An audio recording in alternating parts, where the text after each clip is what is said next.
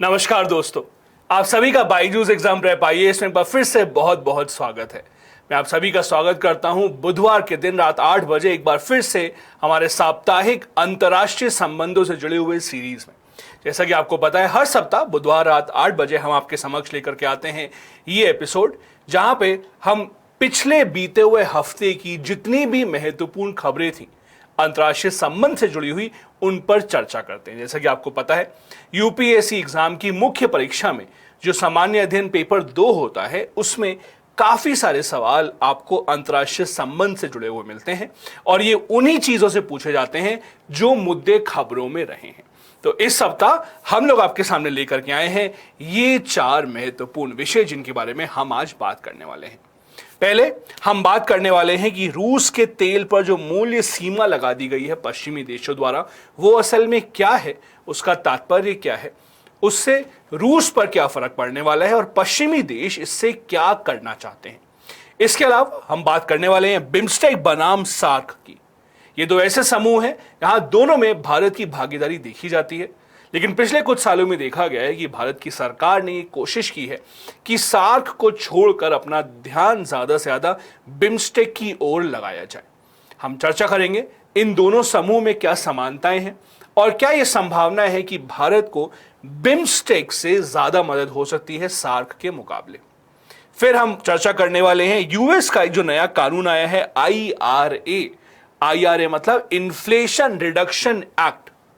मुद्रास्फीति को कम करने के लिए अमेरिका ने हाल ही में एक कानून पारित किया था, जिसमें सरकार ने कहा वो खरबों डॉलर खर्च करने वाली हैं अपने यहां पर महंगाई को रोकने के लिए। इस कानून से यूरोप के देश खुश नहीं हैं। यूरोप के देश आरोप लगा रहे हैं कि ये जो कानून है ये यूरोप की जो कंपनियां हैं उनके खिलाफ है। हम चर्चा करेंगे वो ऐसा क्यों सोचते हैं और इस कानून में क्या दिक्कत है। उसके बाद हम बात करने वाले हैं चीन और सऊदी अरब के बीच में बढ़ती हुई दोस्ती की। हाल ही में चीन और सऊदी अरब ने साथ मिलकर काफी सारे समझौतों पर हस्ताक्षर किए।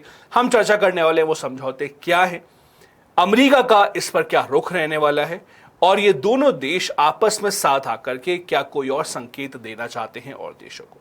तो चलिए बिना किसी विलंब के शुरुआत करते हैं सबसे पहली खबर के साथ। इस सप्ताह की सबसे बड़ी खबर थी कि जो G7 देश हैं, पश्चिमी देशों ने मिलकर के ये फैसला किया है कि वो रूस से आने वाले तेल पर प्रतिबंध तो नहीं लगा पा रहे हैं। उनकी तमाम कोशिशों के बावजूद वो देखते हैं कि रूस से जो जो देश तेल खरीद रहे हैं वो दुनिया भर में अभी भी चल रहा है। यूरोप में भी, आप भारत में भी देखिए, चीन में देखिए, दुनिया भर में रूस से तेल खरीदा जा रहा है।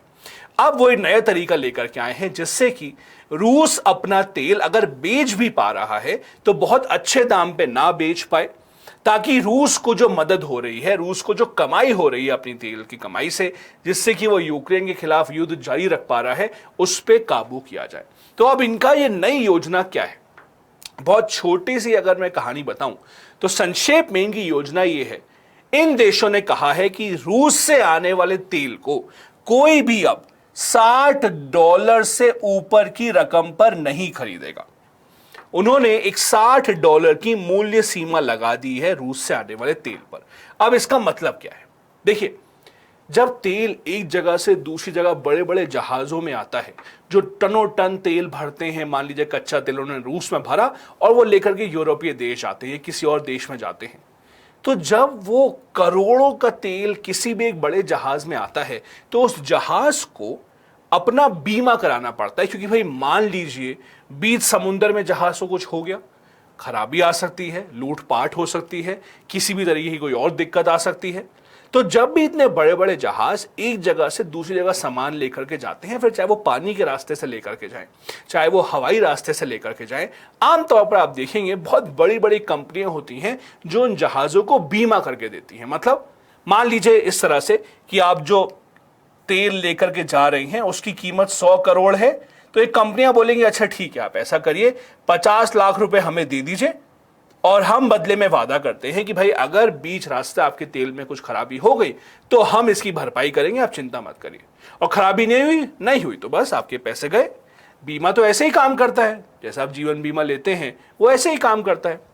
अब इन देशों ने, पश्चिमी देशों ने मिलकर के क्या किया, इन्होंने कहा है कि कोई भी कंपनी अगर रूस से $60 से ज्यादा की रकम अदा कर तेल खरीदेंगे तो उनको ये बीमा या और किसी भी तरीके की जो सुविधाएं मिलती हैं, केवल बीमा ही नहीं, अगर जहाज एक जगह से दूसरी जगह जाता है तो उन्हें आपस में जानकारी साझा करना पड़ता है। कई बार समुद्र के बीच में कोई परेशानी आ गई तो वो फोन करते हैं कि भाई हमें बचाने आ जाइए। ये हर तरीके की सेवाएं एक समुद्री जहाज को खास करके चाहिए होती हैं।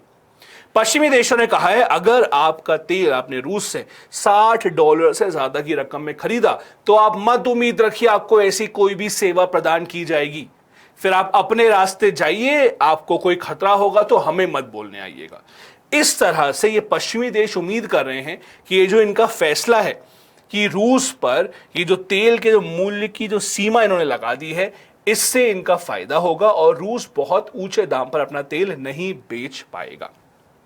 यह फैसला हालांकि पहले ही हो गया था, लेकिन 5 दिसंबर को यह फैसला लागू किया जाना था और 5 दिसंबर से अब यह फैसला चालू हो चुका है। अब इसमें परेशानी क्या है? देखिए, परेशानी जो पहले थी वो अभी भी है।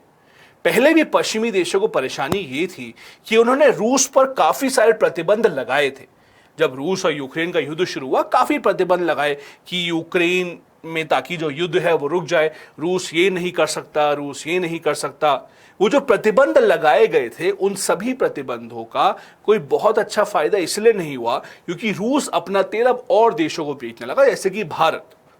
अब अमेरिका और बाकी पश्चिमी देश चाहते हैं जो मूल्य की सीमा इन्होंने तय की है ये और देशों पर भी लागू हो, क्योंकि अगर सभी देशों पर लागू नहीं होगी तो आखिर में फिर वही बात हो जाएगी कि आपने रूस पर प्रतिबंध तो लगा दिया लेकिन कोई आपको खास फायदा नहीं हुआ, रूस को खास नुकसान नहीं हुआ। तो अब ये जो पश्चिमी देश है चाहते हैं कि दुनिया भर के सारे देश, भारत को भी ये चाहते हैं कि ये जो मूल्य सीमा तय कर दी गई है इसका पालन करें। भारत ने अभी ऐसी कोई घोषणा नहीं की है कि हम इसका कोई पालन करने वाले हैं, लेकिन पश्चिमी देश चाहते हैं कि युद्ध का अगर विराम होना है, अगर रूस को कमजोर करना है, तो रूस का जो कमाई हो रही है रूसी कच्चे तेल से, उस पर ये हमला करना चाहते हैं। अब ये G7 देश क्या उम्मीद रखते हैं? देखिए, इनकी सबसे बड़ी उम्मीद ये है कि दुनिया भर में जितने भी पानी के जहाज हैं, खास करके जो कच्चा तेल लेके जाते हैं एक देश से दूसरे देश में, लगभग 95% जहाजों को बीमा देने वाली एक ही कंपनी है और वो लंदन में स्थित है। वो कंपनी का नाम है international group of protection and indemnity club. ये जो कंपनी है लंदन स्थित, ये लगभग 95% जो पानी के जहाज हैं उन सभी को यही बीमा प्रदान करती है। तो अगर इस कंपनी पर किसी भी तरीके से ये बात लागू कर दी गई कि भाई आप किसी को बीमा नहीं देंगे अगर रूस के तेल को खरीदने जाने की कीमत $60 से ज्यादा है, तो ये प्रतिबंध काफी कारगर साबित हो सकता है। और क्योंकि लंदन में स्थित है तो भाई पश्चिमी देशों को उम्मीद है कि वो आराम से इसका फायदा उठा सकते हैं। अब ये भी बातचीत हो रही है कि हो सकता है जिस कंपनी ने तेल खरीदा, भाई वो गलत जानकारी भी तो दे सकती है। मानिए कोई कंपनी है, इसने रूस से तेल खरीदा $70 या $80 दे करके और बोल दिया कागजात में कि नहीं हमने तो $55 पे खरीदा केवल, तब आप क्या करेंगे? तो उसके लिए भी प्रावधान किए गए हैं कि कोई भी गलत जानकारी अवगत कराई गई तो भाई जितना पैसा आपने भरा है बीमा पे वो सब हम जब्त कर लेंगे, फिर आपको कोई पैसा वापस नहीं मिलेगा। जैसा मैंने कहा, ये अभी पश्चिमी देशों की पहल है। दुनिया भर के और जो बंदरगाह हैं वहां पर ये लागू होता है कि नहीं होता, ये देखने वाली बात है। जैसे कि मैंने कहा, पहले भी प्रतिबंध लगाए गए रूस पे, लागू नहीं हुए। बहुत सारे और देशों ने कहा भाई हमें नहीं फर्क पड़ता है इनसे। तो अभी भी ये जो पहल की गई है पश्चिमी देशों द्वारा, क्या इससे कोई फर्क पड़ने वाला है या नहीं, ये अभी देखने वाली बात है। क्या रूस कुछ कर सकता है कि नहीं? अब जैसा कि आप समझ सकते हैं, रूस को बहुत पसंद तो नहीं आया, तो रूस के राष्ट्रपति ने पहले ही कह दिया कि भाई जहां जहां पर जो ऐसे देश हैं जिन्होंने इस मूल्य सीमा का पालन किया, ऐसे में हम ये बात याद रखेंगे और जब आपको सही में तेल की जरूरत होगी, कच्चे तेल की आगे जाकर के, तो याद रखिएगा हम आप ही को पैसे बढ़ा करके देंगे।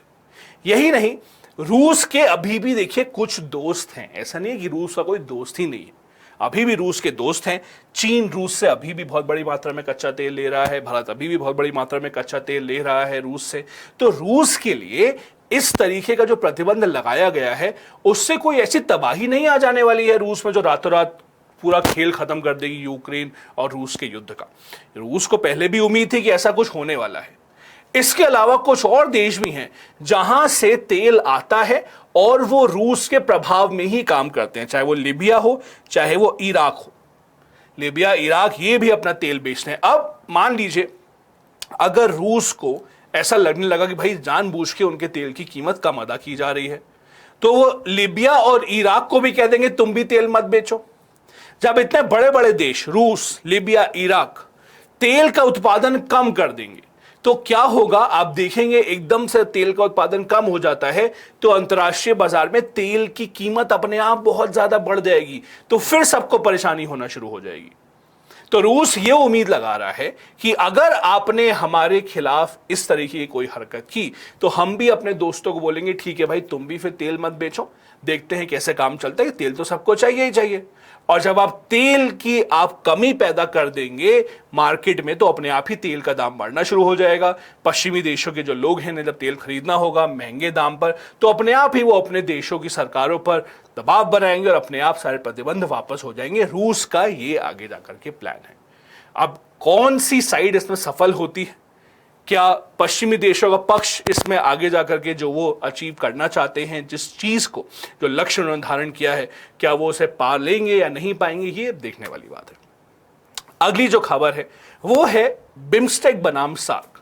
ये बिम्स्टेक बनाम सार्क से ऐसे मत सोचिएगा दोनों ही समूह आपस में एक दूसरे से लड़ रहे हैं, ऐसा नहीं है। ये शीर्षक जो दिया गया है इसका कुछ अर्थ ये है कि भारत बहुत समय से सार्क का सदस्य होते हुए भी सार्क के जो लक्ष्य हैं उनको नहीं हासिल कर पाया है। देखिए, सार्क दक्षिण एशियाई देशों का समूह है। जब सार्क की स्थापना हुई थी तो उम्मीद थी कि जो दक्षिण एशिया के देश हैं इनका इतिहास एक जैसा रहा। अब देखिए भारत है, श्रीलंका हो गया, आप नेपाल देखिए, आप पाकिस्तान देखिए या अफगानिस्तान देखिए, ऐसे जो देश हैं इनका इतिहास एक जैसा रहा है। यहाँ के रहने वाले लोग, इनकी संस्कृति एक जैसी है। ऐसे में उम्मीद की गई थी अगर हम इन सारे देशों को एक समूह बना देंगे तो आगे जाकर के हो सकता है कि इस पूरे इलाके में आप मुफ्त व्यापार कर सकते हैं, आपको कोई भी कर नहीं अदा करना पड़ेगा, आप जितनी भी आपका आर्थिक विकास की जितनी भी आपकी अलग अलग परिस्थितियां हैं वो और बेहतर होंगी और देशों को एक दूसरे का सहयोग मिलेगा, उनकी अर्थव्यवस्था एक दूसरे की मदद से और बेहतर होगी। लेकिन जितनी उम्मीद की गई थी सार्क से ऐसा कुछ भी नहीं हुआ और इसके बहुत सारे कारण हैं, लेकिन मुख्यतः ऐसा कारण कहा जाता है ये कि पाकिस्तान सार्क का सदस्य है। माना जाता है कि जब भी सार्क के देश आपस में आकर के किसी भी बातचीत पर कोई भी बात आगे बढ़ाते हैं या फिर किसी भी नए मुद्दे के बारे में बातचीत करना चाहते हैं तो पाकिस्तान उसमें आकर के टांग अड़ा देता है कि नहीं नहीं नहीं हम तो ये नहीं होने देंगे। पाकिस्तान औरों को भड़काना शुरू करता है कि नहीं भाई भारत यहां का सदस्य है तो हम तो ये बात नहीं मानेंगे। तो ऐसा माना गया कि सार्क शायद आगे जाकर भी बहुत अच्छे से काम नहीं कर पाएगा क्योंकि पाकिस्तान इसमें हमेशा कोई ना कोई आपत्ति जाहिर करता ही रहेगा। तो सोचा गया कि क्यों ना कोई और ऐसा समूह बनाया जाए जहां पर सार्क के ज्यादातर देश हों लेकिन पाकिस्तान ना हो, और इस तरह से एक बिम्स्टेक नाम का भी एक ग्रुप आगे जाकर के बनाया जाता है। अब बिम्स्टेक कोई बहुत नया ग्रुप नहीं है। अगर आप बिम्स्टेक को देखें 1997 में ही स्थापना इसकी हो गई थी। ऐसे बिम्स्टेक की अगर आपको फुल फॉर्म जाननी है तो यह है bay of Bengal initiative for multi sectoral economic and technical cooperation. ये बहुत लंबी चौड़ी इसकी फुल फॉर्म है। अब ये कोई नया समूह नहीं है, 1997 में ये स्थापित हो गया। तो अब ये खबर में क्यों आया है? खबर में इसलिए आया है कि अपनी स्थापना के 25 वर्ष बाद 2022 में अब जाकर के बिम्स्टेक ने अपना जो चार्टर है वो बनाया है। चार्टर मतलब संविधान की तरह मान लीजिए। इतने बड़े बड़े समूह होते हैं, चाहे वो संयुक्त राष्ट्र हो, चाहे वो यूरोपियन यूनियन हो, चाहे वो आसियान हो, सबका अपना अपना एक चार्टर होता है जिसमें वो अपने खुद के नियम कानून का जिक्र करते हैं। बिम्स्टेक ने अपने स्थापना के 25 साल बाद जाकर के इसको अपनाया है। बिम्स्टेक में अगर आप देखें दक्षिण एशिया के देश हैं बांग्लादेश, भूटान, नेपाल, भारत और श्रीलंका, और 2 आसियान देश भी हैं, म्यांमार और थाईलैंड। जैसा कि आप देख सकते हैं ना तो यहाँ पाकिस्तान है और ना ही यहाँ अफगानिस्तान है। अब कहा गया है कि अगर आप सार्क का जो चार्टर है उसको देखें और बिम्स्टेक के चार्टर से उसकी तुलना करें तो आप पाएंगे बिम्स्टेक का जो चार्टर है वो काफी बेहतर है। जैसे कि बिम्स्टेक के चार्टर में नए सदस्यों के प्रवेश के बारे में भी बात की गई है। मतलब आगे बढ़ के अगर मालदीव जैसे देश भी यहां पर आना चाहें, बिम्स्टेक का हिस्सा बनना चाहे, तो वो आराम से बन सकते हैं। सार्क के चार्टर में ऐसी बात नहीं थी। लेकिन यहां पर बिम्स्टेक के चार्टर में कहा जा रहा है कि कुछ कमियां भी हैं। जैसे कि अगर आप आसियान का चार्टर देखें, आसियान को एक बहुत बेहतरीन उदाहरण माना जाता है दुनिया भर में कि किस तरह से देश आपस में आके एक ऐसा समूह बना सकते हैं, ऐसी भागीदारी कर सकते हैं जिससे सभी का फायदा हो। अब होता क्या है, मान लीजिए ऐसा कोई समूह बनाया गया है 10 देशों का। तो जब कोई समूह बनाया जाता है तो उनका जो पूरा का पूरा उद्देश्य रहता है वो ये रहता है ज्यादातर कि ये 10 देश आपस में आकर के कोई ना कोई समझौते पे हस्ताक्षर करें। या तो समझौता ऐसा हो सकता है कि भाई हम एक दूसरे से कोई भी कर नहीं वसूलेंगे, यहां से वहां कोई भी सामान जाएगा तो उस पर कोई टैक्स नहीं होगा। एक तो ये समझौता होता है। दूसरा समझौता ये हो सकता है भाई आपकी सबकी मदद करने एक दूसरे से हम लोग आएंगे, जैसे कि नाटो देश हैं। लेकिन इन सभी समझौतों में होता क्या है कि अगर 10 देशों का समूह है तो 10 के 10 को हां करना पड़ेगा, तभी वो समझौता पारित होगा। भाई अगर 10 सदस्य हैं, 20 सदस्य हैं, जितने भी सदस्य हैं, सभी को हां करना पड़ेगा, तभी समझौता पारित होगा। और यही इन सब समूहों की सबसे बड़ी कमजोरी साबित हो जाती है। सार्क के साथ भी यही हुआ। अगर मानिए 10 देशों का समूह, उसमें से 8 ने हां करा, 9 ने हां कर दिया, और केवल एक के ना बोलने से ये पूरे के पूरे जितने भी देश हैं पूरे समूह में, सबकी मेहनत बेकार हो जाती है। तो आसियान ने क्या किया है, आसियान के पास का बहुत अच्छा विकल्प है। आसियान ने अपने चार्टर में एक प्रावधान दिया है जिसको बोलते हैं आसियान -X। अंग्रेजी में लिखूं तो कुछ ऐसा, आसियान -X। मतलब आसियान देशों ने बहुत समझदारी के साथ इस बात को कबूल कर लिया है कि हो सकता है कोई ऐसे हमारे आपस में कोई ऐसी बातचीत हो, कोई ऐसा समझौता हो जिसमें हम सारे के सारे देश ना इसको मानने को तैयार। जैसे 10 देश हैं आसियान में, तो मान लीजिए आसियान को पता है कि भाई हो सकता है कोई ऐसा समझौता है इसमें 10 के 10 देश हां ना करें, केवल 7 हां करें या 8 हां करें, तो ऐसे में भी वो समझौता आगे बढ़ाया जा सकता है। उसको आसियान माइनस वो देश जो नहीं मानते उसको वो समझौते का नाम दे दिया जाएगा। मानिए ऐसा समझौता है आसियान का, ऐसे म्यांमार को बाहर रखा गया और बाकी सबने हां कर दिया, तो ऐसे समझौते को आसियान माइनस म्यांमार समझौता मान के आगे बढ़ा दिया जाएगा। यह बहुत अच्छा एक विकल्प है, क्योंकि ऐसे में क्या होगा कि कोई 1 या 2 देश अगर ना करें तो उनको बहुत शक्ति मिल जाती है। हर देश को पता होता है भाई मैंने ना कर दिया तो समझौता भी नहीं साइन होगा, तो मैं तो ना कर दूंगा, मैं तो जितना भी हो सके उतना ज्यादा कहते हैं ना फुटेज खाऊंगा। तो जब ये आसियान -X का प्रावधान है, ऐसा ही प्रावधान बिम्स्टेक में भी होना चाहिए कि भाई अगर बिम्स्टेक में मान लीजिए जितने देश हैं उनमें से कुछ 1-2 ने ना बोला है, तो बाकी लोग अगर हाँ बोल देते हैं तो भी समझौता हो सकता है। इससे फायदा क्या होगा, इससे फायदा ये होगा कि कुछ ऐसे देश हैं बिम्स्टेक में, भारत हो गया, बांग्लादेश हो गया, थाईलैंड हो गया, ये काफी समय से ऐसे समझौते के बारे में बात करना चाहते हैं कि भाई एक ही रोड से हम भारत से मानिए थाईलैंड तक पहुंच जाएं, या एक ऐसा बड़ा सा हाईवे बनाए कि बहुत सारे देशों तक हम एक ही रास्ते से पहुंचने की कोशिश करें ताकि सामान आने जाने में दिक्कत ना हो। तो ऐसे समझौते पे हस्ताक्षर करने के लिए कोशिश की जाती है कि अगर सबके सब देश इसके लिए हाँ ना करें तो कम से कम ज्यादातर देश तो हाँ कर दें, ताकि आगे जाकर के वो समझौता सफल हो सके। बिम्स्टेक ने एक और बहुत अच्छी बात की है। इन्होंने क्या किया है कि जितने भी सदस्य देश हैं सबको कुछ ना कुछ जिम्मेदारी बांटती है। जैसे बांग्लादेश की जिम्मेदारी है कि वो जितना कारोबार होता है, निवेश होता है, कैसे निवेश कारोबार को बढ़ाएं, उनकी जिम्मेदारी दी गई है समूह में। भूटान की जिम्मेदारी है पर्यावरण से जुड़ी हुई। भारत की जिम्मेदारी है सुरक्षा समझौता अगर कुछ करना होगा, या फिर आपदा प्रबंधन करना होगा, ऊर्जा से जुड़ी हुई कोई भी बात होगी, भारत की जिम्मेदारी दी गई है। म्यांमार की जिम्मेदारी दी गई है कृषि से जुड़ी हुई। नेपाल की जिम्मेदारी दी गई है कि लोगों का एक दूसरे से और कैसे बेहतर आना जाना कर सकते हैं, एक देश से दूसरे देश में लोगों के बीच में भाईचारा कैसे बढ़ाएं। इसके अलावा पर्यटन के बारे में नेपाल को सोचने को कहा गया है। श्रीलंका पे जिम्मेदारी दी गई है कि विज्ञान प्रौद्योगिकी इसका कैसे इस्तेमाल किया जा सकता है। और थाईलैंड पे जिम्मेदारी दी गई है कि कैसे एक दूसरे देश को एक दूसरे से और जोड़ा जा सकता है बेहतर तरीके से, फिर चाहे वो हाईवे हो चाहे डायरेक्ट फ्लाइट हो, इस तरीके की। जैसे मैंने आपको पहले कहा, सार्क के ज्यादातर देश बिम्स्टेक में हैं। सार्क से आप पाकिस्तान, मालदीव, अफगानिस्तान को हटा दीजिए, बाकी देश बिम्स्टेक का हिस्सा हैं। और बिम्स्टेक में इनके अलावा थाईलैंड और म्यांमार भी हैं, जो कि आसियान समूह से आते हैं। तो एक ऐसा काफी अच्छा एक समूह बन गया है जो सार्क और आसियान के बीच में एक तरीके से समानता लेकर के आता है।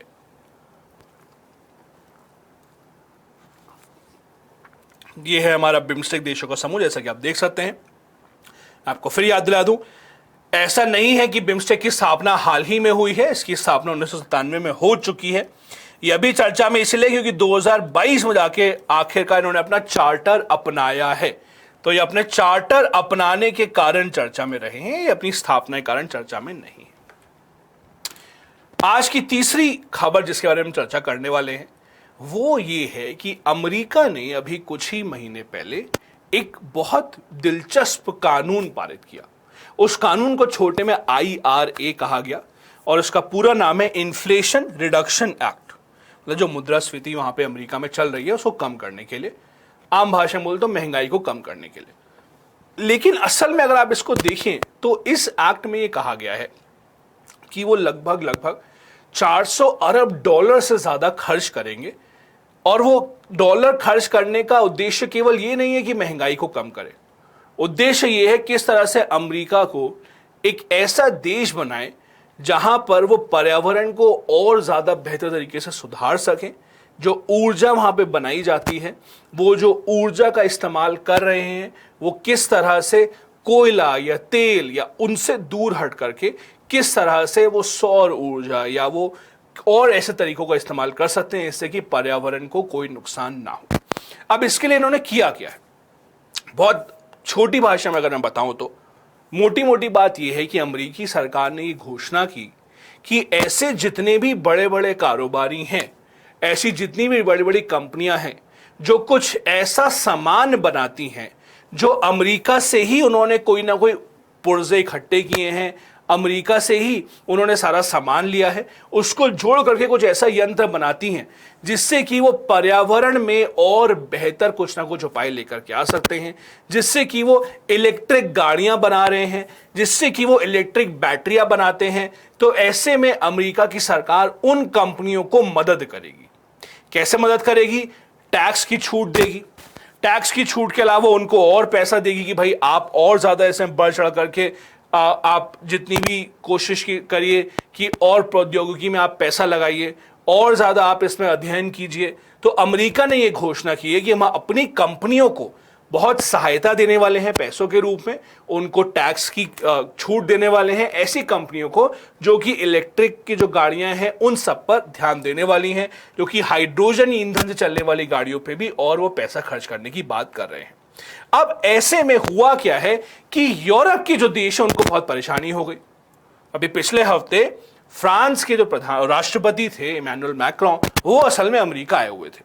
उन्होंने कहा बातों बातों में कि भाई बाकी सब तो ठीक है, लेकिन अमेरिका ये जो कर रहा है, जो कानून अमेरिका ने पारित किया है, इससे हम एकदम भी खुश नहीं हैं। अब परेशानी क्या है, वो खुश क्यों नहीं है? वो ये कह रहे हैं कि अमेरिकी सरकार ने कहा कि अगर कोई ऐसी कंपनी है जो मान लीजिए सौर ऊर्जा के क्षेत्र में काम कर रही है, या फिर इलेक्ट्रिक जो गाड़ियां हैं उनको बनाने के लिए काम कर रही हैं, इलेक्ट्रिक बैटरी बनाने के लिए काम कर रही हैं, उन कंपनियों को अमेरिका की सरकार मदद करेगी, लेकिन तभी अगर उन कंपनियों ने अपना सारा काम, जितना उत्पादन है, वो अमेरिका में ही किया है। अमेरिका के बाहर से सामान खरीदा गया और अमेरिका में बैटरी बनाई गई तो उस कंपनी को मदद नहीं की जाएगी। अब यूरोप के देश बोल रहे हैं भाई ऐसे में अब हुआ क्या है कि जब से अमेरिका ने घोषणा की है तो यूरोप में जो बड़ी बड़ी कंपनियां हैं वो अपनी फैक्ट्री बंद करके अमेरिका जा रही हैं कि हम अब अमेरिका में ही फैक्ट्री खोलेंगे, वहीं पे बैटरी बनाएंगे, हमको सस्ती पड़ेगी, क्योंकि भाई अमेरिका सरकार ने कहा है वो हमको टैक्स की छूट देंगे, हमको और पैसा देंगे। तो अब यूरोप के देश इससे बहुत चिंतित हो गए हैं। उन्होंने कहा है जो अमेरिका ने घोषणा कर दी है कि भाई हम अलग से अपनी कंपनी को मदद करेंगे, उससे यूरोप से कंपनियां भाग भाग करके अमेरिका जा रही हैं और हमारे यहां पे कंपनियां बंद हो रही हैं। ये तो भेदभाव है, ऐसा नहीं होना चाहिए। ये यूरोप की शिकायत है। और यूरोप ही नहीं, जापान, साउथ कोरिया ऐसे देशों की भी ये शिकायत है कि भाई ऐसे में तो कंपनियां हमारे यहां से भाग के आप क्या जाएंगी, ये जो अमेरिका का कानून है ये $430 बिलियन खर्च करने का पूरा पैकेज है कि भाई जलवायु परिवर्तन से हम लड़ेंगे, स्वास्थ्य की जितनी भी हमारे पर्यावरण है उसकी देखभाल करेंगे और हम कोशिश करेंगे कि हम हमारा जितना भी अलग तरीके से प्रदूषण हम कर रहे हैं उसको हम कम करें। यूरोप ने कहा बहुत अच्छी बात है करिए, लेकिन भाई अब हमारी कंपनियों को तो ऐसा मत कोई उदाहरण दीजिए ना कि भाग के सब लोग शटर बंद करके आपके यहां पर आ जाए। तो क्या क्या कहा गया है, उन्होंने कहा गया है कि कोई उत्तरी अमेरिका में अगर असेंबल हुई है कोई चीज और ईवी मतलब इलेक्ट्रिक व्हीकल कोई खरीदता है तो उसको $7,500 तक दिए जाएंगे सरकार द्वारा। अगर आप कोई पुरानी ईवी की गाड़ी खरीदते हैं तो $4,000 तक के टैक्स की माफी आपको दी जाएगी सरकार द्वारा। तो लोगों को भी एक तरीके से कहा जा रहा है कि आप जो इलेक्ट्रिक गाड़ियां हैं उन्हीं को खरीदिए क्योंकि सरकार आपको टैक्स में छूट देगी, और ये बात इन्हें पसंद नहीं आ रही है। अब यूरोपीय संघ ने भी अपना कार्यक्रम चलाया हुआ है कि वो भी प्रदूषण के खिलाफ लड़ रहे हैं। यूरोपीय यूनियन का जो बहुत बड़ा एक कार्यक्रम है उसका नाम है फिट फॉर 55, जहां पर वो अपना उत्सर्जन 55% तक कम करना चाहते हैं 2030 तक। वो भी कोशिश कर रहे हैं कि उनके यहाँ भी जितना प्रदूषण है, जितना उनके यहाँ पे अलग अलग तरीके से पर्यावरण को जो खामी पहुंचाई जा रही है, चोट पहुंचाई जा रही है, उसमें भी वो कमी करना चाहते हैं। लेकिन उनका कहना यह है कि अमेरिका के इस कानून से अब हमें परेशानी हो रही है क्योंकि हमारी कंपनियां आपके यहाँ पे पहुंचेंगी तो हमारे यहाँ की जो नौकरियां हैं वो जाएंगी, और आपको ऐसा नहीं करना चाहिए। जैसा मैंने कहा, दक्षिण कोरिया, जापान, इन्होंने भी इस बात पर आपत्ति जाहिर की है। अमेरिका ने क्या कहा? अमेरिका ने कहा नहीं घबराइए मत, हम इस कानून में बदलाव कर सकते हैं। हमारे जो भी देश दोस्त हैं, यूरोपीय दोस्त खास करके जो हैं, उनको हम इस कानून में लेकर के आ सकते हैं, आप चिंता मत करिए। अब ये तो रही बात कि इस हफ्ते क्या हुआ। अब इससे मैं आपको एक और बहुत दिलचस्प बात बताना चाहूंगा। कुछ सालों पहले भारतीय सरकार ने एक ऐसी कोई योजना लेकर के आए थे जिसको भारत सरकार ने सौर ऊर्जा सब्सिडी योजना कहा था, सोलर सब्सिडी स्कीम कहा था। भारत सरकार ने भी यही कहा था कि भाई हम चाहते हैं कि हमारे यहाँ सौर ऊर्जा का इस्तेमाल ज़्यादा से ज़्यादा हो, सोलर पैनल बनाए जाएं। और सरकार ने कहा था अगर कोई सोलर पैनल बनाएगा और भारत में ही जितनी भी चीज़ें हैं उन्हीं को खरीद करके, उन्हीं उपकरणों को इस्तेमाल करके आप सोलर पैनल बनाएंगे तो सरकार आपको किसी न किसी तरीके से मदद करेगी, सब्सिडी देगी, या सरकार आपको पहले वादा कर देगी कि जितनी बिजली आप बनाएंगे हम उसको अच्छे रेट पे खरीदेंगे। तो यकीन मानिए उस समय अमेरिका भारत के खिलाफ WTO पहुंच गया था केस करने के लिए कि अरे आप ऐसे कैसे कर सकते हैं, हमारे यहाँ से कोई अगर सामान नहीं खरीदेगा आप तो आपके यहाँ से ही सब खरीदेंगे, क्योंकि सरकार ने ये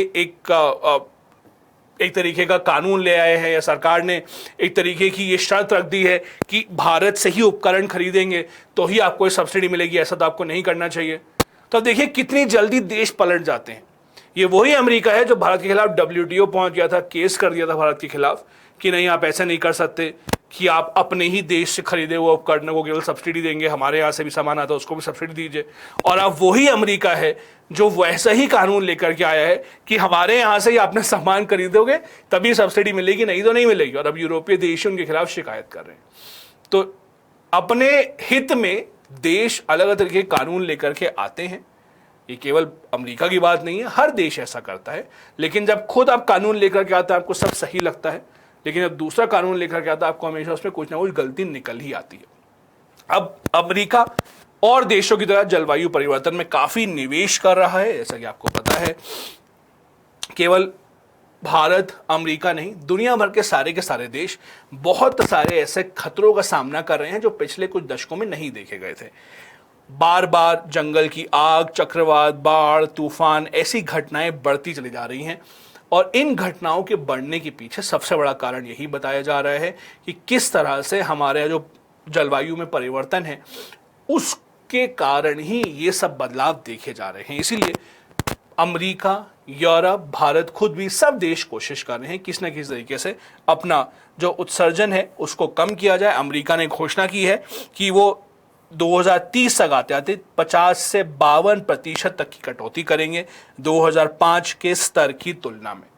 उन्होंने कोशिश की है कि जो तेल, कोयला, इसका इस्तेमाल कम किया जाए। उन्होंने कोशिश की है कि जहां भी अलग अलग जगह पे अमेरिका में तेल की ड्रिलिंग होती है, अलास्का में, उसमें रोकथाम की जाए और देश में जितने भी नागरिक हैं उनको एक तरीके से आकर्षित किया जाए सौर ऊर्जा की तरफ और ऐसे ऊर्जा की तरफ जिससे कि पर्यावरण को नुकसान नहीं होता है। अमेरिका और बहुत सारे विकसित देशों के साथ एक उदाहरण पेश करना चाहता है। जब भी संयुक्त राष्ट्र की कोई भी बैठक होती है इस मुद्दे पर लेकर के, तो हमेशा दोषारोपण किया जाता है कि देखिए भारत इतना प्रदूषण कर रहा है, चीन इतना प्रदूषण कर रहा है। ऐसे में अमेरिका और बाकी विकसित देश भी एक उदाहरण पेश करना चाहते हैं कि हम भी अच्छा खासा पैसा खर्चा करके कोशिश कर रहे हैं कि हम भी पर्यावरण में जितना भी नुकसान हो रहा है उसको कम करने की कोशिश करें। इसके अलावा ये एक ग्राफ है जो अमेरिका की सरकार द्वारा ही दिया गया है। ये अमेरिका की सरकार दर्शाना चाहती है कि जो इन्होंने कानून पास किया है, इसको IRA कहा गया है, मुद्रास्फीति कम करने के लिए, उससे ये उम्मीद कर रहे हैं कि कितना ज्यादा ये पर्यावरण पर प्रभाव डालेंगे 2026, 28, 2030, 32 और 35 तक आते आते। तो इनका कहना है कि ये जो 2030 का इन्होंने अपना पूरा लक्ष्य स्थापित किया था, उस लक्ष्य को ये शायद 2035 के आसपास तक पूरा कर सकते हैं। अगली जो खबर जिसके बारे में हम चर्चा करने वाले हैं वो ये है कि चीन और सऊदी अरब के जो रिश्ते हैं वो और घनिष्ठ होते चले जा रहे हैं। हाल ही में सऊदी अरब की यात्रा पर शी जिनपिंग गए और उन्होंने 34 निवेश सौदों पर हस्ताक्षर किए। अब ये बहुत ही एक महत्वपूर्ण खबर है। देखिए, चीन हमेशा से ही अमेरिका का प्रतिद्वंदी रहा है, तो ये बात तो सबको पता है। सऊदी अरब का अमेरिका से रिश्ता बड़ा दिलचस्प रहा है। देखिए, मैं आपको वापस लेकर जाना चाहूंगा 1970 के दशक में। 1970 के दशक में सऊदी अरब और अमेरिका ने एक बहुत दिलचस्प समझौते पर हस्ताक्षर किए। समझौता कुछ ऐसा था कि अमेरिका को समझ में आ गया था कि दुनिया भर में जितना तेल बिकता है वो ज्यादातर सऊदी अरब से ही बिकता है। उन्होंने सऊदी अरब से शर्त रखी कि आपसे जो भी कोई तेल खरीदेगा आप अमेरिकी डॉलर में ही तेल बेचिएगा। ध्यान से सुनिए, अमेरिका ने सऊदी अरब से यह कहा कि दुनिया भर में जो भी तेल खरीदने आपके पास आएगा आप ये शर्त रखिएगा कि अमेरिकी डॉलर में ही आप तेल बेचिएगा। तो सऊदी अरब ने कहा अच्छा, बदले में हमें क्या मिलेगा? उन्होंने कहा बदले में हम आपको ये पूरी, आप एक तरीके से वादा करते हैं कि आपको कभी भी आपकी सुरक्षा के लिए जरूरत पड़ेगी तो हम आपके सामने होंगे। कोई भी हथियार आपको चाहिए होगा, सबसे आधुनिक हथियार जो हम इस्तेमाल करते हैं वही हम आपको देंगे। आप कुछ करिए, हम आंखें मूंद करके बैठे रहेंगे।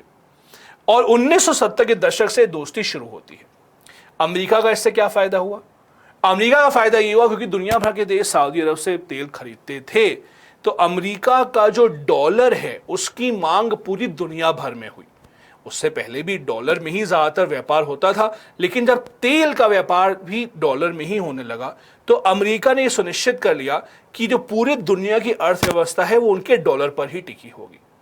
और सऊदी अरब को क्या फायदा हुआ? उनको यह फायदा हुआ कि भाई चलिए ठीक है, हमें हमारी सुरक्षा के लिए तो एक तरीके से गारंटी मिल गई, अब हमें कोई परेशानी नहीं है। हम वैसे भी ऐसे क्षेत्र में रहते हैं जहां पे हमला कभी भी हो सकता है, तो अच्छा है, हमें अमेरिका की गारंटी मिली हुई है। अब हाल ही के कुछ सालों में ये कुछ बदलाव होना शुरू हो गए हैं दोनों के रिश्तों में। क्या बदलाव? कुछ ये होना शुरू हो गए हैं कि अमेरिका पर काफी अब आरोप लगते आ रहे हैं कि सऊदी अरब में तो देखिए इतनी सारी चीजें हो रही हैं, कहीं पर भी किसी के भी मानवाधिकारों का उल्लंघन होता है तो अमेरिका बड़ी बड़ी बातें करता है कि अरे मानवाधिकार का उल्लंघन हो गया, ऐसे नहीं करना चाहिए, सरकारें ऐसे ना करें, ऐसे ना करें। बड़ी बड़ी रिपोर्ट निकलती हैं अमेरिका से, और आपके सबसे घनिष्ठ मित्र हैं सऊदी अरब, वहां पर जो होता है आप तो आंखें बंद करके बैठे रहते हैं। अभी अभी आपने देखा होगा जमाल खशोगी, जो कि एक पत्रकार थे, सऊदी अरब के रहने वाले थे लेकिन उन्होंने अमेरिका की नागरिकता ले ली थी, वो अमेरिका में काम करते थे।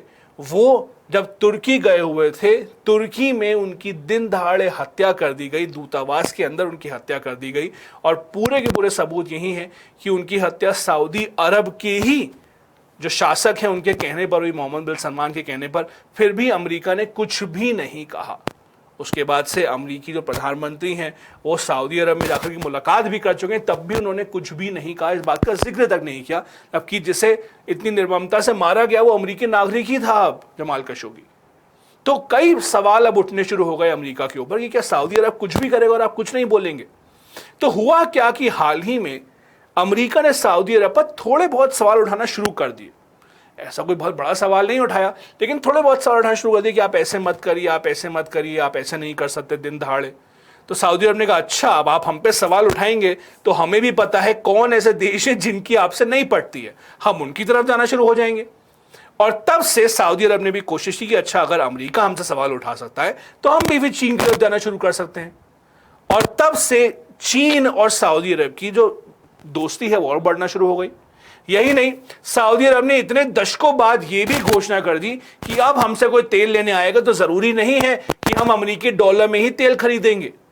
तो वो जो समझौता था, जिस समझौते पर सऊदी अरब और अमेरिका की सारी दोस्ती टिकी हुई थी, उस समझौते में भी अब कुछ ना कुछ परेशानियां आना शुरू हो गई हैं। और इसके बाद अब ये चीन और सऊदी अरब की जो बैठक हुई है, अगर आप देखें 2021 में दोनों जो देशों का व्यापार है वो 87 बिलियन डॉलर के ऊपर पहुंच चुका है। ये हर साल बढ़ रहा है।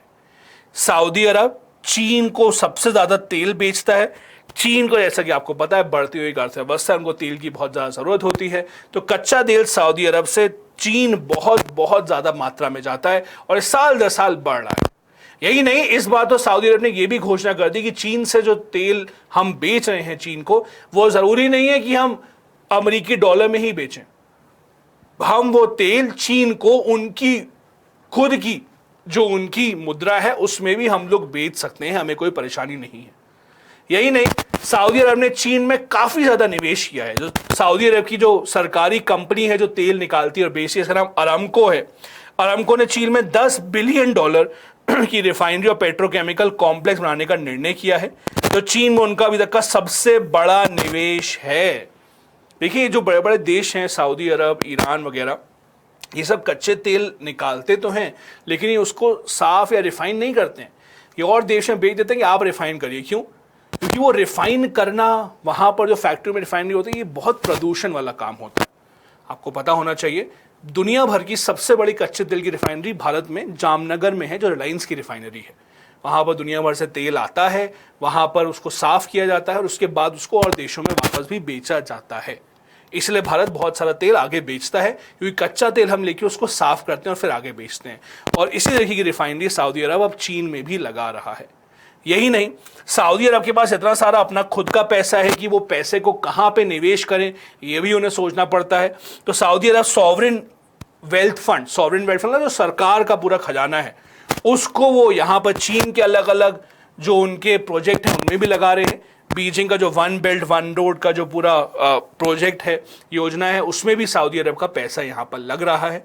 दोनों देश मिलकर के और देशों में से उज़्बेकिस्तान जैसे देशों में आगे जाकर के भी काफ़ी ज़्यादा निवेश कर रहे हैं और वहाँ भी आगे बढ़ चढ़ करके कोशिश कर रहे हैं कि और चीज़ों का निर्माण हो, जिससे कि दोनों देशों के जो रिश्ते हैं वो और बेहतर हों। यही नहीं, सैन्य और सुरक्षा में भी दोनों देश अब आपस में बातचीत करना शुरू हो गए हैं।